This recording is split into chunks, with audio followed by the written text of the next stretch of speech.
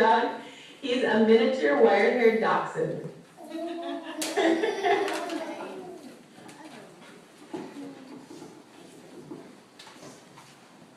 Awesome. What's your name? And then you stand up.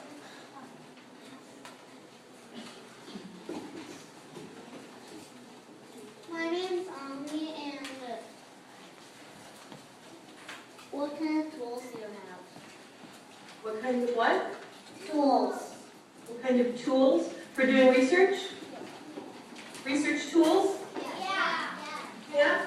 Well, let me think a little bit. Can I talk about the most important tool that I use now? Is that okay? Okay. I use remote cameras out in the field all the time. I use them for my research, but I also use them for my own exploration.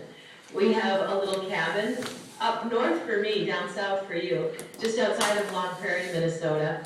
And I used remote cameras there for about 2 years continuously, looking at what animals did I see, what were they doing when I saw them. I've used remote cameras with school groups to help study the animals that we see in our schoolyards and in wild places around us, so we can get a better idea of what animals are living with us and how we can do a better job to support them by making their habitat as good as we possibly can. I also use remote cameras with the clouded leopards. I told you about some of the clouded leopard research. I am planning to go back to Borneo and do some work on clouded leopards this coming summer. To get ready to do that, I use remote cameras with clouded leopards at the Smithsonian to study how they respond to different attractants. There are lots of attractants that we can use in the field. Most often they're made up of derived animal parts. So they're animals like skunks, right? You know skunks.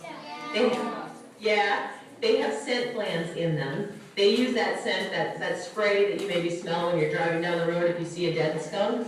That spray smell can help attract animals like coyotes, like fishers, like possibly black bears, animals like that, to come and check it out and say, what is going on here? If the animals come to check out a smell, we can use remote cameras to get photographs of them, and we can learn what's there and what they're doing, how many of them are in a place. So there's a lot we can learn with those tools. A really exciting thing that I did with remote cameras and clouded leopards was take photographs of their coat on each side. If you capture their coat pattern on each side of their body, we can recognize their spot pattern to know which individuals are coming to a place and get a much better idea of how many of them are in a particular place. So there are